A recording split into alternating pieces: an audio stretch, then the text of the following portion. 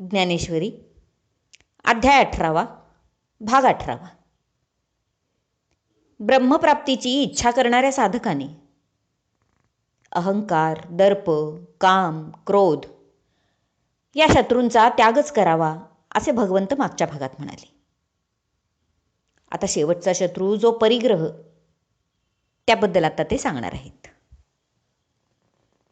भगवंत म्हणाले, पार्था, 6वा शत्रू म्हणजे परिग्रह. संसारी मनुष्य स्त्री, पुत्र, धन यांचा परिग्रह करतो. त्यांना माझे माझे म्हणतो. तर वनात राहणारा साधूही कौटुंबिक परिग्रह करीत नसला, परिग्रह म्हणजे संग्रह, तो साधू कौटुंबिक परिग्रह जरी करीत नसला तरी पर्णकुटी, दंड, कमंडलू अशा वस्तूंचा संग्रह आणि त्याबद्दलचे ममत्व हे बाळगतोच. असा हा जिंकण्यास कठीण असा परिग्रह, पण साधक त्यालाही जिंकून टाकतो.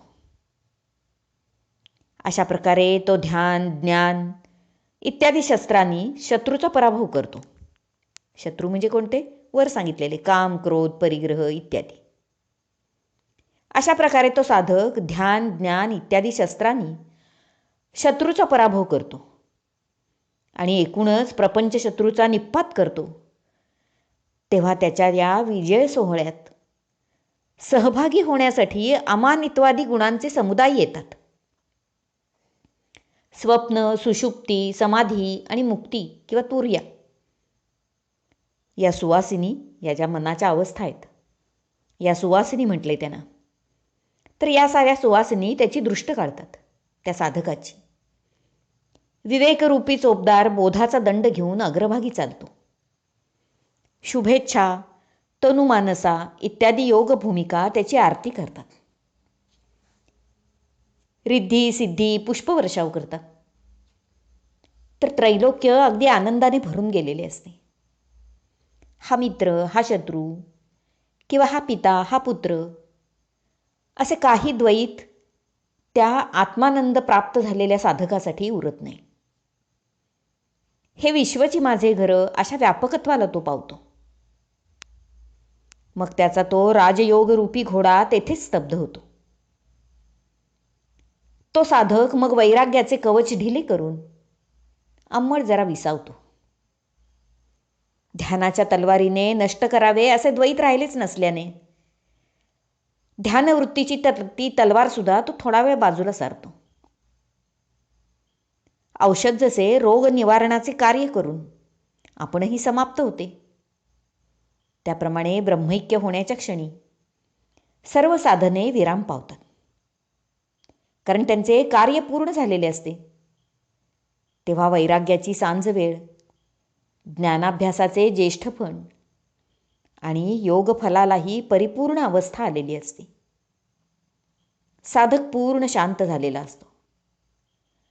आता ब्रह्मरूप होण्याची योग्यता आणि प्रत्यक्ष ब्रह्मप्राप्ती यात अगदी थोडेच अंतर राहिलेले असते, अगदी थोडे. ते अंतर या निःशेष शांतीमुळे नष्ट होऊन तो अधिकारी त्वरितच ब्रह्मरूप होतो. वास्तविक ते ब्रह्मरूप होणे असे नसून जीव हा ब्रह्मरूपच आहे ही प्रचितीच त्याला दृढपणे येते. कारण ती मूळची आहेच. त्यालाच ब्रह्म होण्याची योग्यता असे फार तर म्हणावे. असा साधक प्रसन्नतेच्या उच्चासनावर बसतो. आत्मज्ञानाकरता जी खटपट केलेली असते ते श्रम विराम पावणे म्हणजेच प्रसन्नतेचे रूप होय. किंवा तीच विश्रामस्थिती म्हणजे आत्मानुभवाची प्रसन्नता असे जाण. ती कायमस्वरूपी टिकाऊ असते. हर्ष, शोक इत्यादी भावना समाप्त होतात. सराव, भूतमात्रामधील भेद त्याच्यासाठी नाहीसा होतो. साम्यावस्था येते. भोजन करावयास लागले असता प्रत्येक घासागणित जसे समाधान आणि तृप्ती होत जाते आणि अखेर पूर्ण तृप्ती होऊन भूक नाहीशीच होते, त्याप्रमाणे आत्मबोध जसजसा बुद्धीत ठसेल तसतसे अज्ञान नाहीसे होऊन ज्ञानातच लय पावते, बुडून जाते. जसे वाट चालायला सुरुवात केली की हळूहळू मुक्कामाचे ठिकाण जवळ येत जाते आणि एका क्षणी मुक्कामावर पोचल्यावर वाटच संपून जाते. तसे ब्रह्मबोधाची वाटचाल सुरू झाली की कोणत्याही मंगल क्षणी प्रत्यक्ष ब्रह्मबोध होतो आणि साधकाला पुढे वाटचाल करायची गरजच राहत नाही. पूर्ण ज्ञान होऊन पूर्वीचे अज्ञानही त्यात नाहीसे होते, विरघळून जाते आणि त्या प्रसन्नात्म्याला त्याच्या माझ्या एक झालेल्या ब्रह्मस्वरूपाशिवाय दुसरे काही उरतच नाही. तेव्हा तो ज्ञानपुरुष माझ्या चौथ्या ज्ञानलक्षण भक्तीला प्राप्त करून घेतो. आर्त, जिज्ञासू, अर्थार्थी आणि ज्ञानी हे भक्ताचे 4 प्रकार पूर्वी मी तुला सांगितले. त्यापैकी चौथा भक्ताचा प्रकार जो ज्ञानी, त्याला प्राप्त झालेली ती ज्ञानलक्षण भक्ती होय. वास्तविक भक्तीमध्ये ही पहिली भक्ती, ही दुसरी भक्ती असे केवळ म्हणण्यापुरतेच आहे. एकूण माझ्या सहज स्थितीला जाणणे हीच खरी भक्ती होय आणि ते जाणणे म्हणजेच ज्ञान म्हणावे आणि ज्ञान म्हणजेच मोक्ष.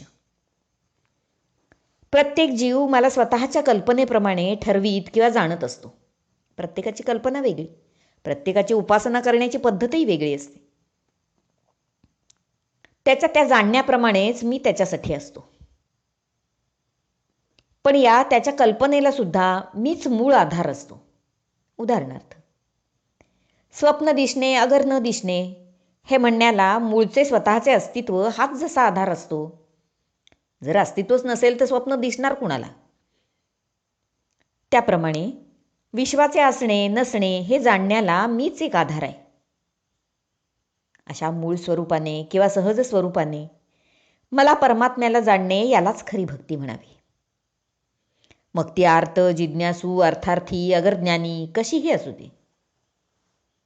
आर्त भक्ताच्या ठायी असणारा आर्तभाव आणि त्याची इच्छा हे मीच असतो आणि जिज्ञासू भक्ताची जिज्ञासाही मीच असतो. तसा अर्थार्थी भक्ताला हवा असणारा अर्थ, अर्थ म्हणजे कल्याण या अर्थी, हित किंवा कल्याण, सत्ता, संपत्ती सगळेच आली त्याच्यात. अर्थार्थी भक्ताला हवा असणारा अर्थ आणि त्या सर्वासाठी केलेली प्रार्थनासुद्धा मीच असतो. पण तरीही या 3 प्रकारची भक्ती अज्ञानमूलकच म्हणावी लागेल. कसे? तर आरशामध्ये आपले मुख दिसते हे म्हणणे तसे चुकीचे नाही. पण स्वतःच्याच मुखाला आरशामध्ये होणारे ते दर्शन खरे असते का? तर नाही. अरे, ते केवळ प्रतिबिंब असते. मुख हे एकच असते, पण आरशाच्या उपाधीने त्यात दोनपणा किंवा द्वैत निर्माण होते. त्याप्रमाणे आर्त, जिज्ञासू, अर्थार्थी या 3ही भक्ती माझ्या मीच करून घेतो. पण त्यात भक्त आणि मी असे अज्ञानमूलक द्वैत आहे.